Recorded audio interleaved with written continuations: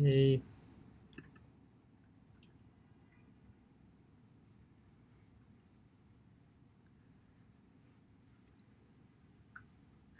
Cool. All right. So today, I'm just gonna turn lights off for today because I feel like some of the stuff you have to read in code, and it's just a bit more challenging to see with the lights on. Cool. So today we're gonna talk about arrays. So as we remember earlier, we covered two types of data types in Tuesday's class, right? We covered primitives and objects, essentially, right? And the main distinction between primitives and objects essentially was that you can't really change primitives. They are what they are. You can only reassign them. With arrays, you can change them, right? Or sorry, arrays are objects, and with objects, you can change them, right? You can say, hey, let me add more things, let me take away things, let me replace things in them. So therefore, you have a lot more flexibility in terms of what you want to do with a given with an object type data type. So let's take a look at something like this, right? Here we wanted to define 4 people. And we could very simply do something like this, right? Say var person 1, 2, 3, 4, and assign them to the right strings. Obviously, if our list was getting bigger and bigger, it would get super tedious to do this over and over again, right? And not only would it be tedious to do the assignment, but every time we want to change this list or change something in it, we need to go back through and redo the entire process, right? So rather than saying, hey, give me a list of everyone, we need to say, hey, person 1, person 2, person 3, person 4, etc., right? Essentially, what we want to do today is take a deeper dive into arrays, right? And really, what arrays does really well is it just helps us collect things, like group them together into a collection that we can then refer to them as one item instead of multiple. Okay. Arrays essentially are just a collection of any data type you can think of, right? They could be booleans, they could be numbers, they could be strings, they can also be other objects, they can also be other arrays as well. So there's really no limit to what you can put inside of an array. As you saw on Tuesday, I think we also put nulls and undefineds into arrays as well. So those are all totally valid data types, for us to consider as well. So really, with arrays, just think of this: they are a collection of whatever data type you want. And you can mix and match them too, right? The first element could be a number. The next element could be a boolean, etc., etc. So it's very flexible in terms of letting you be able to say, hey, I just want to group all these things together so that I have a reference to them. Okay. So one is arrays lets you group things together. The other thing about arrays that's also really super valuable, and really it's probably the main reason for why you would use something like an array over an object, is arrays also help you maintain order, right? It's an order that starts at 0 and goes all the way down until you get to the end of the array, until you get to the end of the list. So the things in an array aren't just valuable because they're there; they're also important because of where they are in the list, right? Think of you're trying to make a list of people whose birthdays are coming up, right? And you want to say, give me the most recent people's birthdays first. Well, in that case, order matters. Just like if you're trying to create a queue or a line of people who want to place orders, right? You want to serve those who got there first. So arrays also helps you maintain that order. Okay, so those are just the 2 main things to remember about arrays. One is they help you group different data types or multiple instances of the same data type together. And the second thing that's important about arrays is they also help you maintain order. Any questions on those 2 points? Collections, order. Cool. So then now if we move on to the make a list. Yep. So if we want to talk about grouping together everything we just saw earlier, right? We can create something called people, which is simply a collection of the 4 people that we had created earlier. However, when we look at this is in some ways a lot more elegant than we had before, right? Because before, if I wanted to refer to all 4 people at once, I needed to do a reference to all 4 variables. Here, I just simply say, hey, give me people. And that will actually just give me back all 4 things that I was talking about earlier. Also, notice that because this is a list, each of these has an index, right? Or a position where they are in this list. In JavaScript, and really I think in most programming languages, the index also always starts at 0, okay, not 1. So when we say, hey, give me the first element, colloquially we say first, we say the first thing, etc. But in programming, we always start the index at 0 because that's how, basically, from a memory perspective, that's kind of where everything begins, right? And so then in this case, even though this list is of length 4, the highest index it actually has is only 3, right? Because it'd be it'd be the thing at position 0, position 1, position 2, and then finally at position 3. So I give us a list of 4 things with a max index of 3. Cool. So what makes up an array? Pretty much just these brackets. Okay. Yeah. And I'll just do all of these really quickly so we're not like that. So I have everything on one page. Okay. So basically, these brackets tells us everything in between these two brackets are going to be an array. Or sorry, this is an array, and everything in between these brackets are the items in this array. We use commas to separate the different things in this array. Okay, 2 things. 1, perfectly valid to have an empty array, right? You have an opening bracket, you have a closing bracket. That's it. And it's very common, right? A lot of times people say, "Hey, I want to start off with an empty array as I add more and more things to it." Right? If you remember the problem set we did on Tuesday where we were saying, capitalize every other letter, what did we do? We start with an empty string, right? And we just kept adding letters to it over and over again. Same concept here, right? So empty arrays are perfectly valid. The other thing is you can also have an array of just one thing, right? There's no commas in there, but because of the brackets, that is still very valid JavaScript syntax. So having an array of 0 things or 1 thing is as valid as having an array, in this case, of 4 different things. And then beneath it, we're just going to, once again, reiterate the fact that arrays always start at 0. That's why with most of the loops that you see, especially when we're looping based on index, we always say, I equals 0, right? We start at the very beginning and we work our way down. The last question then is, great, how now do we access this array? So arrays essentially can be accessed via something called bracket notation, right? And bracket notation is something I think most of you are familiar with. I know we definitely used it when we were doing the capitalize the string problem. But really, what a bracket notation for an array expects is just an index. So assuming here we have an array with 3 numbers, 2, 3, and 4, right? An index is 0, 1, 2. We go down that list. That's what everything equals. Okay. If we try to go outside of our array's length, we get back an undefined, essentially saying is, yeah, you could have more things, but you haven't given a value yet, so we don't know what it is. So therefore, we have undefined.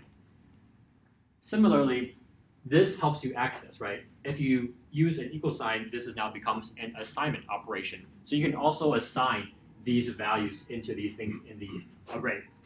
Remember, this actually assigns this value if ARR is an array. What happened on Tuesday when we tried to do this, where we're ARR with a string? What was that? What happened on Tuesday when we tried to do the same operation, but we made ARR a string instead of an array? It didn't work. Right, nothing happened. We didn't get an error or anything like that. We say, hey, can you take like the 6th letter of yourself and make it into something else? And the string said, okay. But then we print out the string later, it didn't change at all, right?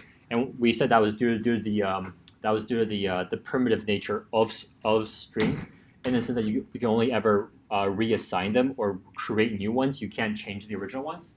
Well, in arrays, you can. And so here when we say, hey, the first index is now 5, we now print out our array, and we've changed the first element fundamentally, because once again, we can change arrays. Similarly, the 4th element, this array has no 4th element, but it's really easy for us to say, hey, you now have a 4th element, and the 4th element is going to be a 6. And so that's where we end up here. Most of this should be reviewed, but you had a question, sorry.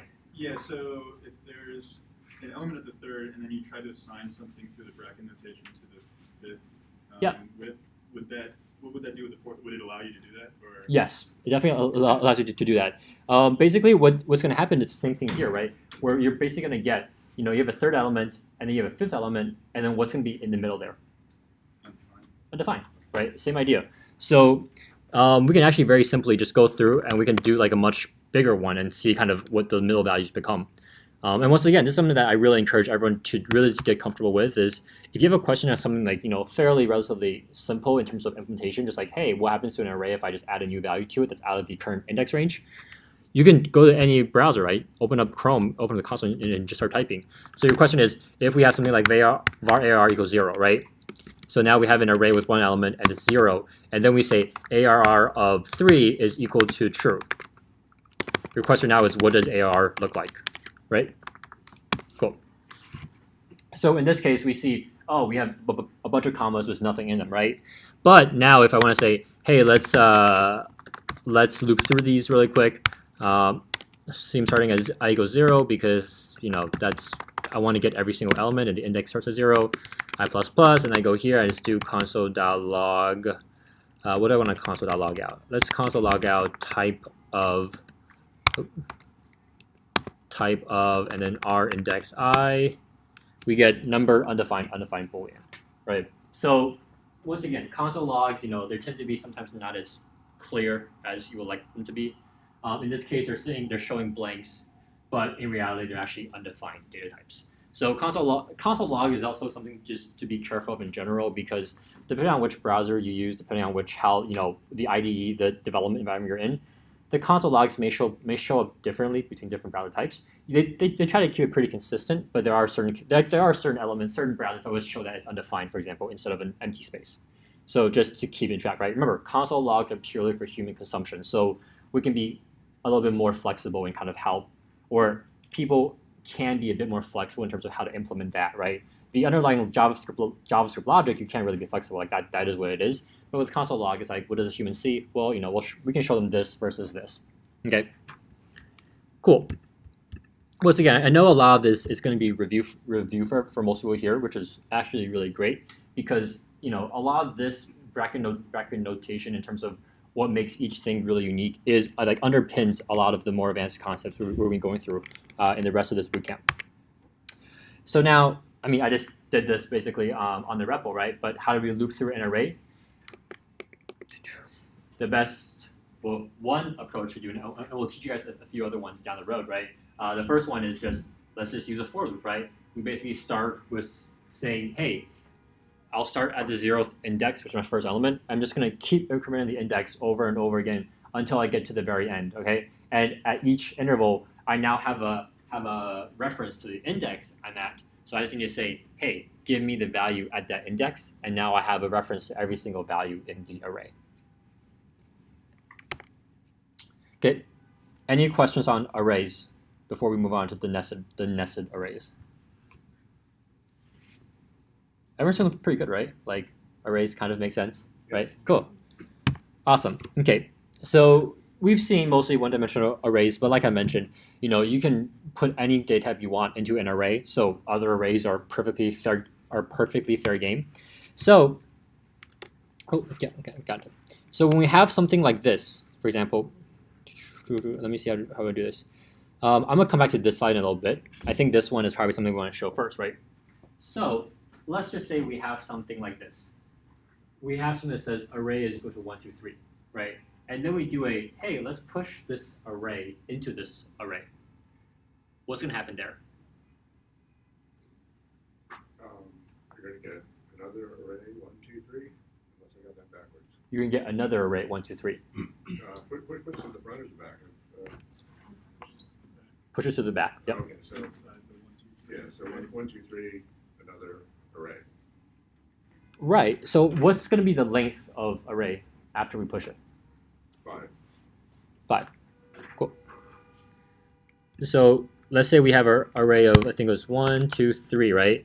And then we say array.push, and then we're pushing in this thing, and then they had another ring, I'll say foobar. Same idea, right? And if I console log now array, I see, okay, it's not very clear. Let's comment out this whole part. Okay, and let's comment out array.length because I want to see how long this array is now. And the answer is going to be 4, right? And the reason why it's not necessarily 1, 2, 3 foo and bar, it's actually 1, 2, 3, and the 4th element is in and of itself another array, right? So in actuality, the original array that I had, it actually only has 4 things in it, right? It has 1, 2, 3, and then this inner array, which is an element. But this element, which is a nested array, also has multiple elements inside of it, right? And so I can, this is like Inception, right? I can make this go as deep as I possibly wanted to. I can keep nesting inside of things over and over and over again, and it'll be perfectly valid. Okay, so just realize that, and this is something that's, can be a little bit tricky in the very beginning, but when we say push, right, it means we're taking this whole thing inside of these parentheses, and we're adding it as one element to the array.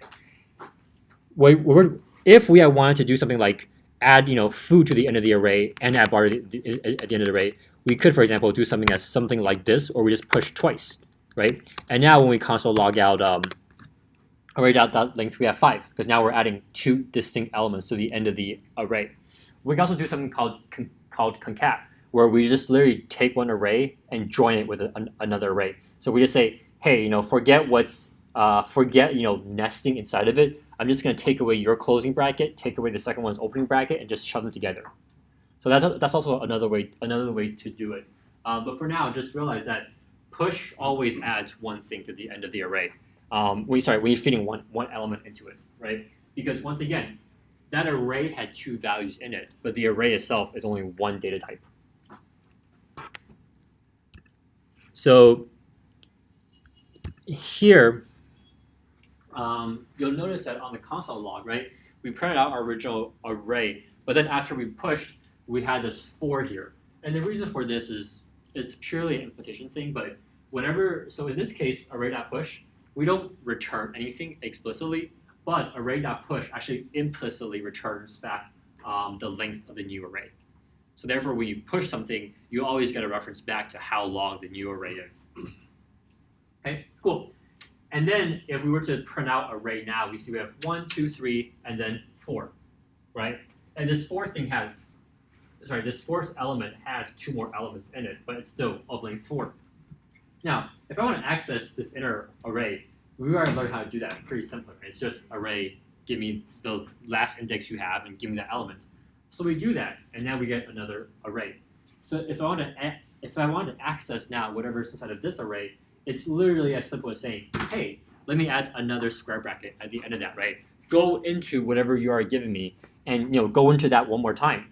And then finally, if I want to go into it one more time, so given that array index of 3, index of 0 gives me a string, as we saw on Tuesday, we can also say, great, well, I can also read from strings as well, right? So give me now the third letter, or in this case, the 4th letter, right? Index 3 of whatever word you have here, and it comes back to be the letter T. So because of this, we can actually go through and keep accessing heavily nested things by just adding more and more bracket notation to it, because we're basically traversing through the various levels of nesting to get to our end result. Any questions about this? Okay, so every time you add a new set of brackets, that's just going deeper into the, Right. So yeah. Go ahead and explain it again. Sure. Yeah. Sorry. So basically, if you So that's array. I get the array.3. So the first one is the index of the big array, and then the second one is the index of the small array, the sub array. And so what's the next 3 again? Well, so now the 0 is just saying, hey, what's the first element of the inner array, right? Which gives you another. Right. And it's saying what's like the 4th thing in another. Well, right. A string has, you can read it like you would an index, right? They're saying what's the fourth letter in another ENT. Right. So conceptually, and this extrapolates beyond just arrays, but whenever you're trying to do something, so this is almost like a function, right? Because you're saying, give me the 3rd element of whatever came before it. This bracket notation essentially is telling you, hey, access the 4th element of whatever this evaluates to. Okay, so this is saying, give me the 4th element of whatever array index of 3, index of 10 evaluates to, or sorry, index of 0 evaluates to. And then this 0 is actually saying, hey, give me the 1st element of whatever array index of 3 evaluates to, right? And so you're actually going in some ways from left to right in terms of figuring out who's evaluating what. And so, for example, if I have something, like if I say something like array, how should I do this? If I say something like array index of 1, it's going to print out a 2 for me, right? Pretty straightforward. But then if I say, hey, why don't you give me the 1st element in array index for 2, what's going to happen now? Undefined. 1 for undefined. Anyone else? Yes. 2. Undefined, 2. Any other guesses? You already guessed. Okay, what's that? Don't guess. Another undefined over there. I mean, if it was a string, you get the character, right? Great. Yeah. Yep, exactly. Basically, this notation basically asks you is, hey, are you iterable? Right? Can I go through you and get your index values? Do you have a question in the back? No. Okay. Yeah, so here, what we're really saying is, hey, give me your first element. And what we're going to say is, well, theoretically speaking, like, it's not impossible for me to have one. But in this case, I don't have one, right? I'm a number. It doesn't quite exist on me. So I'm going to give you back undefined, right? So really, when we want to think about this, like, if you ever stuck to something like, hey, I wonder, oops, did not want to do that. If you're ever stuck and wondering, hey, I wonder what the 3 evaluates to, great. Just take off that 3 and evaluate the elements right before to see kind of what that gets you. And oftentimes, when you're nesting a lot of things together, especially in live environments, actually, it's very, very common for you to nest things heavily. Get to the end isn't what you want. And really what that means is you have to go back through and like check each element at each level of nesting to figure out what you're getting at each consecutive stage. And it's almost guaranteed that at some stage you're either not getting back what you expected you were going to get, or you're looking for the wrong thing, right? It's like, for example, if you were to type in, like a file, right? If a computer is like, hey, give me the path to your document on your desktop, right? If you write like, desktop / my file, it'll find it for you. But if you forget the desktop part and say, hey, my file, it's going to say, I don't have it. I don't know what it is, right? If you say desktop / my files, or sorry, desktop / folder / my files, it will say, I don't know what it is either, because there's nothing called my folder on your desktop. Same idea applies here, right? These things go in sequence. So each successive notation is based on the assumption that the previous one is going to give it something that it can use to look through. Cool. Quick question. Yes. This may be a weird question, but in the last code, like array 303. Yeah. Actually, after that, no matter how many zeros we put, we'll always get a T, right? Like if we put index of 0, index of 0, index of 0. Mm-hmm. Like, is that a bit weird? Like. Or will you get? Yeah. No. Or will you get like undefined? No. So you're saying here, if I say array index of 0, I'm going to get back a T, right? Yeah. Which is true. Cool. And then you're saying, now if I do another index of 0, what do I get here? I get back another T, right? And in fact, no matter how many times I do this, I keep getting my T's. So exactly. Well, think about it this way. It's not. How come you only got 3? You have like 6. Well, I only have 3 console logs. No, you have 6 zeros in the last statement. Is it not? You only got 3 T's. Okay, no. Right. Each one is for each console log. Yeah. Right. Right. So if you really think about it, right, like what this is really is saying to you is that you want to always think, and so this is something that's kind of very fun with the programming, is you always want to know what the previous person is returning you.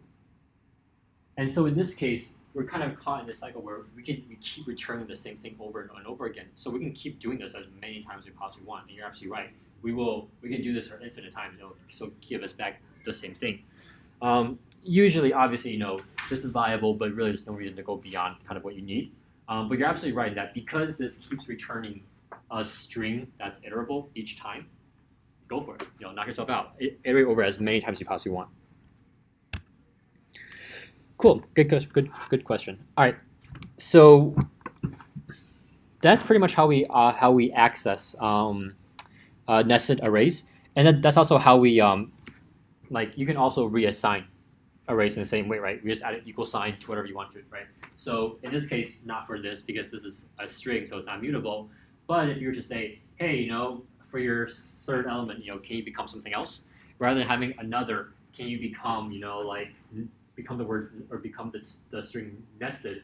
All you have to do is say here is, array index 3 index 0 equals nested. It will replace that. Remember, the assignment only works for things that are mutable. So I can't replace the first letter or the fourth letter, but I can't replace the first element in the inner array. And then everything here you see is perfectly valid JavaScript syntax. And to your point earlier, we can do this 0 a million times, and it will give us this. It will give us the same thing back each time. Okay, so now let's talk about. So now that we were kind of talking about nesting ones, right? Let's talk about how we would represent something that's maybe more than one-dimensional, right? An array without nesting is just a list of one thing, right? We go across. But if we wanted to maybe, represent a grid of a 10 by 10 grid in this case, how could we do it? You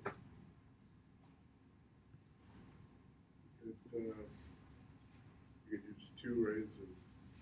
You could use an array of rows and an array of columns. An array of rows and an array of columns. You could have like two.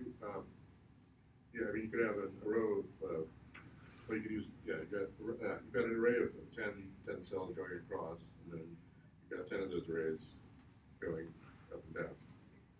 Okay. So what you're saying is, so maybe I might use a smaller example. Let's just use something like so you're saying I have something like, so if I have make like a 3 by 3 grid, for example, you're saying is I have something like this, not periods. Yeah. Commas, okay? And then I have 3 of these. Right, with 3 values in each one. Except, well, yeah. Except, no, you have one of those, and then in each of the subarrays you have 3 values. Right? So, yeah.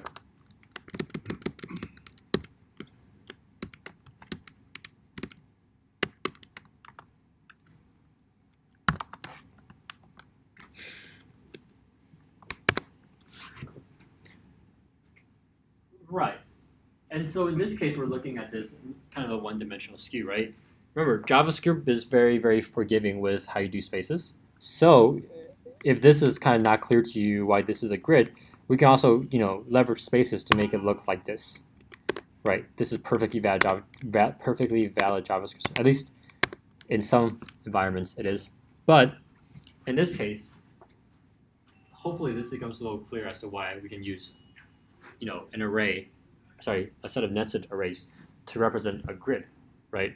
Essentially what we have is we have a collection of collections, right? If each of these is a row, well, a 10 by 10 grid is just 10 rows of 10 cells each, right? And what we're representing here is something very similar. We have a row of 3 things, which we're all used to, right? It's a one-dimensional array. It's just a list, and then we have 3 of those. And if we kind of stack them on top of one another, it's pretty easy for us to create something that's like a 3 by 3 grid, or in the example that we're going to see in the slide, pretty easy for us to create something that's a 10 by 10 grid as well. So once we have this grid, the next question obviously is going to be, how do we access any particular cell in that grid? Well, this is obviously very messy and not very pretty, but this is how we do it, right? So if we come up here, I'll walk through this line by line, and I know this might be a bit repetitive, but I want to make sure that everyone kind of sees the logic behind this, right? So our first line, we start with a grid, empty array, very valid. We have to say, hey, you're gonna hold a list of something. We don't know what yet, but you're gonna hold it, okay? And then we're gonna say, okay, let's have a row, right? And in this row, we're gonna have 10 values, just a list of 10 numbers, right? 1 through 10. Also very straightforward. And lastly, what we're going to do is we're going to say, hey, rather than copy and pasting you 10 times into a grid, we'll just let a for loop do it for us, right? We're saying, okay, let's start at 0, going up to technically 9, right? For every time that I run, which is going to be 9, which is going to be 10 times, let's add this row into this grid. And so the first time we do it, we're going to add this first row, right? And then when I equals 1, so the second time we run it, we're going to add this second row. And then when I equals 2, and the third time we run it, we're going to add this third row. So as we keep going down, by the time we get to the end of the 10th row, what we actually have is this grid. And if you want to access this grid, like saying, give me the 4th row and give me the first element, we just simply say, all right, great, 4th row, right? 3rd index. So index 0, index 1, index 2, index 3, and then give me the first element you have, which is going to be a 1. And so here we use a for loop to just help us get over the tedious part of having to copy and paste the same grid by just having this loop push it for us. And then we say, great, and now that we have the grid, you're just simply a bunch of nested arrays. I can access you using the same nested bracket notation that we talked about earlier. Does everyone feel good about this? Not necessarily warm and fuzzy, but just, it's not like I don't know where this came from or there's a lot of green on here. Okay, great. Oh. So this is essentially what we just had as well, right? And then what this is asking us to do, and I won't do it here because you'll be doing it in your problems tonight too, is can someone look at this function and I guess without necessarily reading the comments too much, what is this function doing? Take your time, read through it. Tell me what this function is doing. Like if I was copy and paste this code into a browser and then run it, what will be the output here?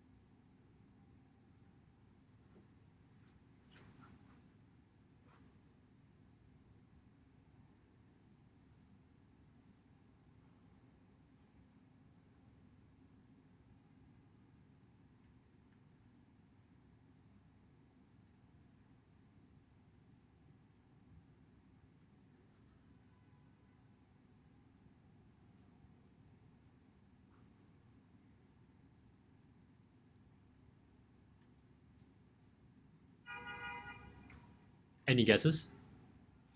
Would it be 1 through 10 over and over again 10 times? 1 through 10 times. So in what order? From the top of the grid to the bottom. Okay, Or but would like it be 1, 2, 3, 4, 5, 6, 7, 8, 9, 10, 1, 2, 3, 4, 5, 6? okay, so you're saying is it's going to print out 1 to 10 times back to back, Maybe. possibly. Yes. Cool. Any other guesses as to what's going to happen here?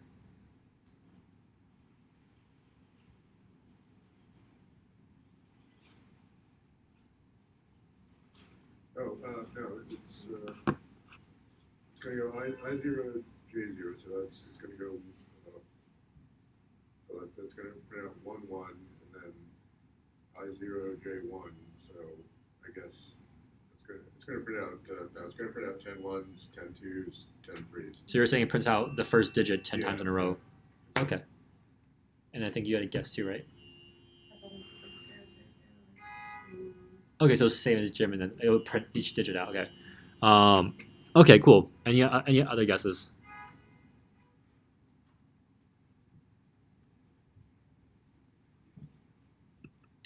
Let's try it out. I also hate modals. You're right. Cool. All right, let's run this. So just take it for granted this code is the same. And we run it, and it looks like the first guess we had was a winner. Was 1 through 10. Okay, so a few things to unpack here, right? The first one is just that why are there no zeros here? What's that?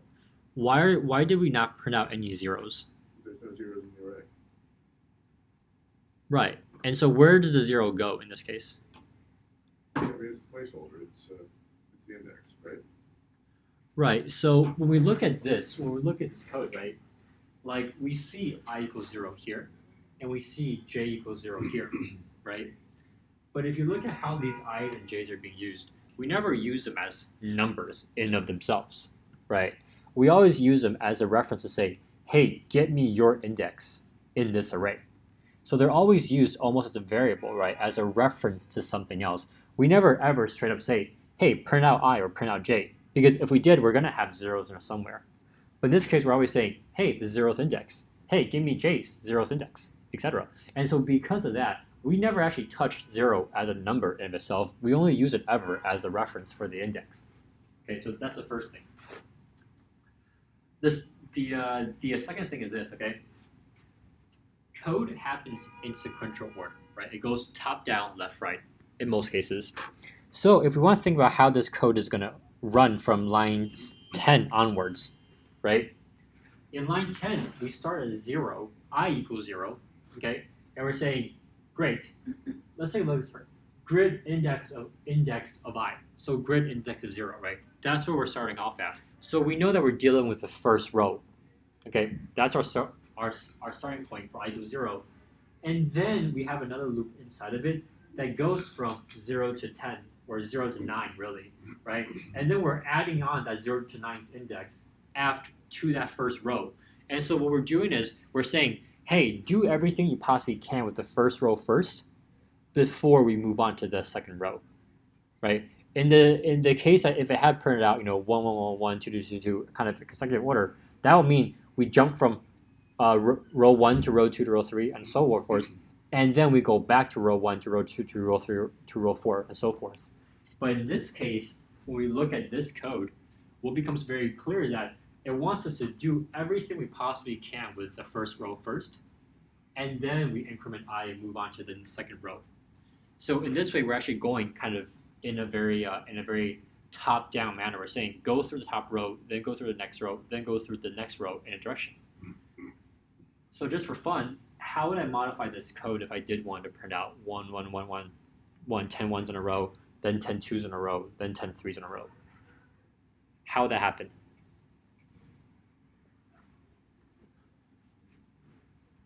I'm open to suggestions. I'll type whatever you'll want me to type.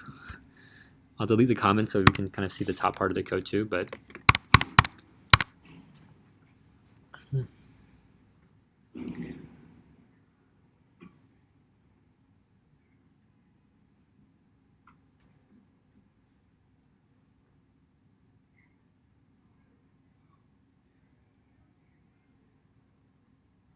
any guesses from anybody?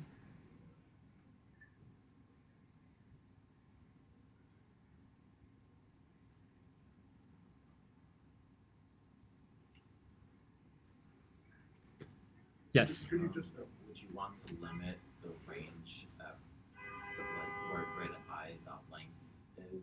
Would you want to make it so it doesn't get to the end of that row? Okay, so tell me what to type. I don't know if what to say. could you swap? What happens if you swap the I's and the J's in the console log statement? Would that do it? Well, let's try it. I'm just guessing. That works. Cool, right? Why does this work? Because now what we're saying is, hey, we're not going to grid of I first. We're going to grid of J first, right?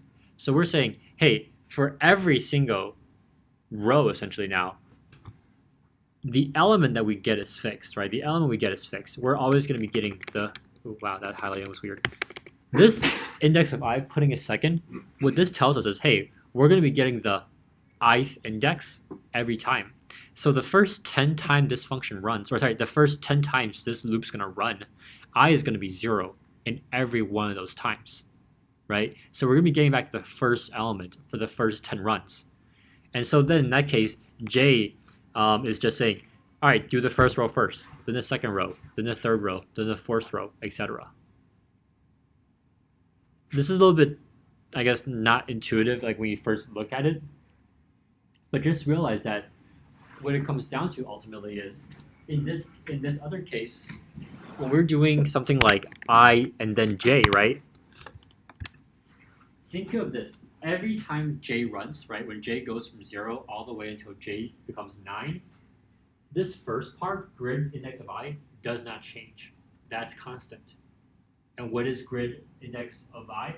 It's going to be the first row, the second row, the third row, etc. Right? So this row is fixed, right? J just tells us which element in that row or in that row we're going through. If we switch this up now when J goes from 0 to 9, what this tells us is, hey, grid's still going to be the same, but the row we look at is now going to be different, right? It's going to be the first row all the way up until the very last row, but the index that we're looking at is going to be the same, right? It's always going to be the ith index. So if we want to get really fancy now, what's going to happen then if I make this j as well?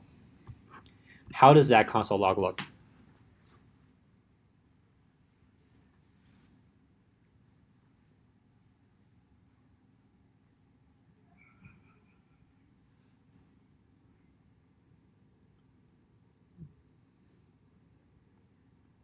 Any guesses? 1 through 10. 1 through 10 once. Okay? Would it represent the last row of that grid? The last row of that query. Can you be more specific? Now there's 10 rows. Yeah. Would it represent?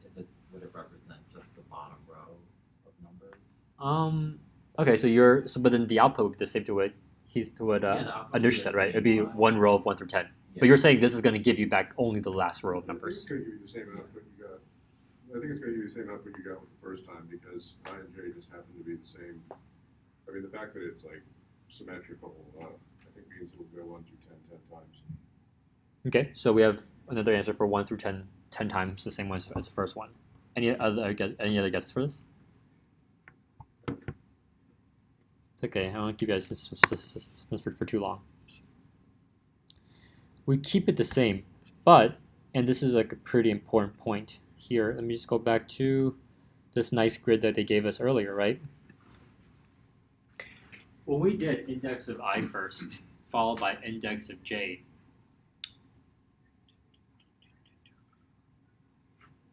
when we did the index of I followed by index of j, right, the order in which it was printing things out was, okay, index of I, first row, you go first, right? Print 1, 2, 3, 4, 5, 6, 7, 8, 9. Index of row 2, essentially, right? I'm going to go through the same thing, and so on and so forth. So we're going left to right, top down, right? That's what column index of I followed by column index of j was doing. Does everyone kind of see that conceptually as to kind of how we were traversing down this? Mhm. Okay. When we switch it around, what we're really saying is, hey, let's fix this first column. We're always going to get this first column here. But we're going to go, hey, first row, first thing, second row, first thing, third row, first thing, et cetera, et cetera. And then when we reach the very bottom, we will move on to the next element. That's when the I would increment again. And we would say, all right, first row, second thing, second row, second thing, et cetera, et cetera.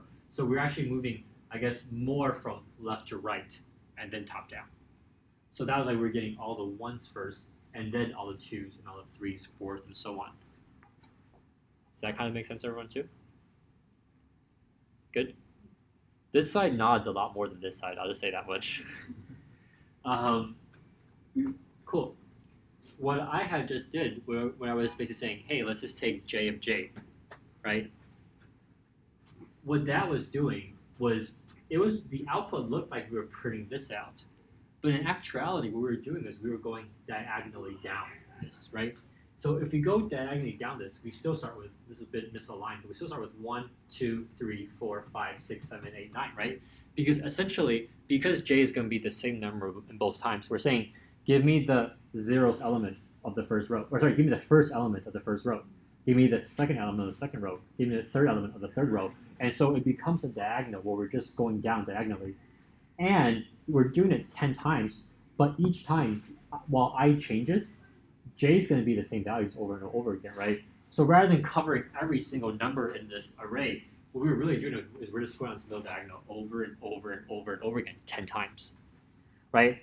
In this example, the outputs happen to look the same because all 10 of these rows are identical, right? But imagine if those rows had different numbers, if each row was distinct.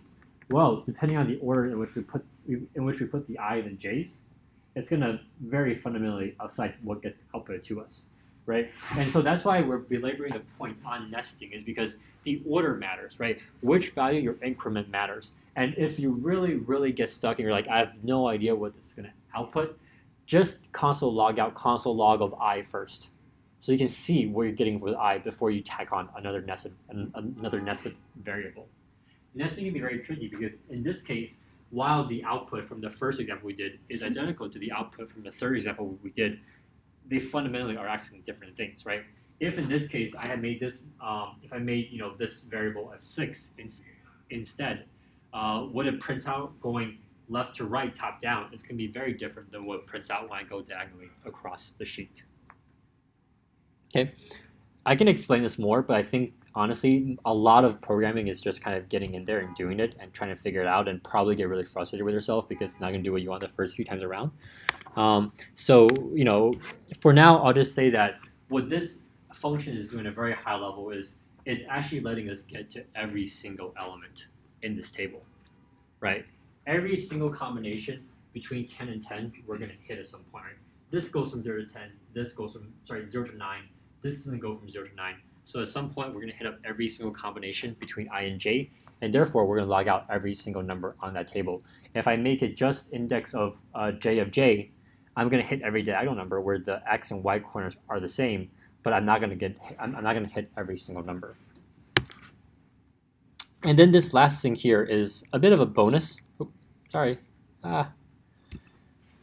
This last thing here is a bit of a bonus. It's a bit not directly related to kind of the arrays lessons for today, but it is something that's like kind of fun for you guys to just get in tune with as well. It's what we call a ternary operator. And what ternaries does is you can make your way through never using ternaries in your entire life, and it's perfectly fine. But ternaries, like a lot of other things in programming, are just shorthands, right? They're ways for you to do things maybe a little bit faster, or write a little bit less code, or do things a little bit easier than you would otherwise. What a ternary does is a ternary basically operates as a one-line version of an if-else statement. Okay? And what a ternary does is, so the ternary, the reason why we know this is a ternary is because of two things. It's because of this question mark here, and it's because of this colon here. Okay? And so everything before this, so basically everything, the thing to the immediate left of the ternary basically gets evaluated. So this condition here, this is to the immediate left, right? Var blah equals, that's just like a normal line of code, right? We do var blah equals, right? This is normal JavaScript.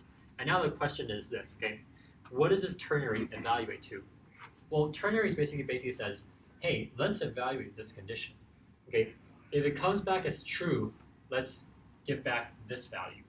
If it comes back as false, let's give back this value. So it's just like a very shorthanded way of saying, if you write a statement that's like, if this is true, return this. Else, if this is else, return this. This is just a way for you to do it on a single line. Okay, it's purely a shorthand convention. It doesn't do for you anything that you can't normally do with code. Okay, so when we look at this, something like var emotion equals, and we're gonna say, great, what is immediately to the left of the question mark? Well, it's this expression here that says 2 is greater than 1. Is that true? Yes. Great. If it's true, then we'll return whatever's between the question mark and the colon. If it's not, we're going to return back whatever is to the right of the colon. Ternaries are expressions. Ternaries basically help you return expressions, right? So what you can't do is you can't write like a block of code in here for someone to run, right? This is saying, what do you want me to get back to you, right? What do you want me to evaluate for you? This is something that's like I said, it's like a shorthand and it's nice to have, but by no means feel like you should be using it. Tonight when we do the workshop, and especially when we do the reviews, I'll walk through the examples without ternaries, and I'll show you, how we use ternaries to make them a little bit easier, or make them a little bit shorter, so you can see the benefits of it. But really, we just want you guys to at least know what they are. A lot of what we teach you, you might never use yourself, but you're almost guaranteed to see it in other people's code and by other developers in the wild. So we at least want you to have a good sense of what this is asking you to do. Okay, so ternaries, very, very simple shorthands for saying, if this is true, give me back this, else give me back this. That's all there is to it. Any questions on ternaries?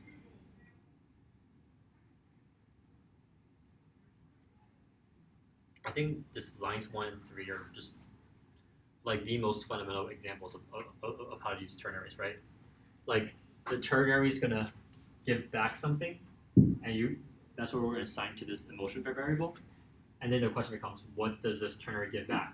Well, if this part is true, it gives back this first thing. If this part is false, it gives back the second thing here. Question in the back. So once we do the ternary operator, we don't need to write down the if statement. So if else basically says if this is true, right? You can write like 6 lines or 20 lines of code in there doing many things, right? This can't do that. This just says, what do you want me to evaluate for you, right? This thing here has to be an expression, as you just evaluate it 1 through, right? So I can do like 1 plus 1 here, right? I can't say console.log out this answer, then added something to an array, and then come back and do something else with that array, right? This doesn't handle multi-line functions. This doesn't handle things where you're basically asking the computer to do things in multiple steps. This is just like a shorthand for saying, great, just give me back this. And then this is just giving back this. So there are absolutely scenarios in which ternaries would not work, and you still need to use an if-else statement. This is just a short way to say, like for example, when we were looking at the code at the Tuesday workshop, I'm trying to remember, there was one problem that was saying, that was saying like, are these two numbers divisible by one another, right? Remember the problem is you give it 2 numbers and just check to see if the remainder is 0. That'd be a great candidate for something like a ternary, right? Because essentially what you're saying is, hey, does the modulo of these 2 numbers equal 0? If it does, give me this. Otherwise, give me this. So it's a great example for doing that. On the other hand, if you remember the other question of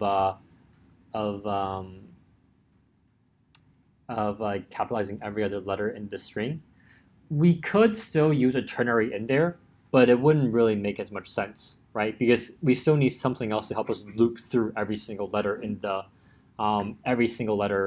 word. But once we get every letter word, we can then just use a ternary to decide whether or not we want to add to it or not. So for now, don't stress out too much about using ternaries. Focus on writing the code in the best way that you know how, or the way that you feel most comfortable with. And then when we go through the solutions, I'll use some of the ternaries so you can kind of get a good sense for the kind of the before and afters of what using ternaries look like. Sound good? Can you pass the call function in the if true and if false?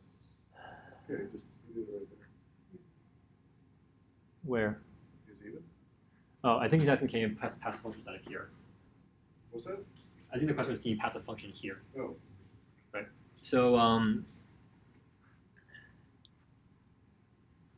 the answer is yes, but you also need to be careful about what you're giving back.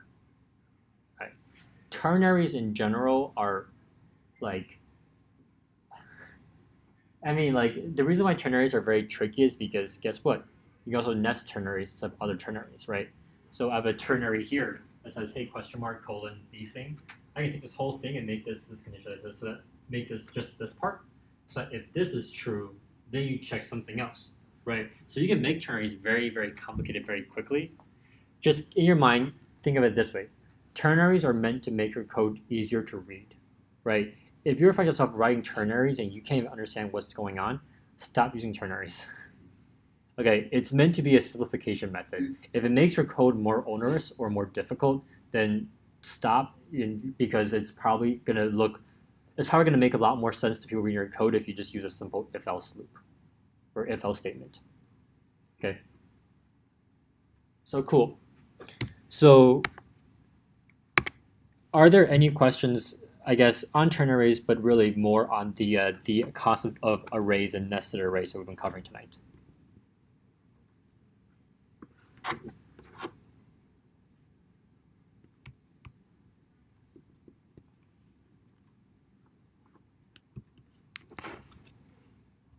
Okay, sounds good. Feel free to take a break. I'll slack out the pairs now, and then you're free to get started whenever your partner gets back. And I'll aim to start the reviews by like 9:05-ish. Unless if everyone finishes early, in which case we definitely start earlier, but I'll try to start around 9:05, 9:10-ish to make sure that we have enough time to go through most of the problems. Cool.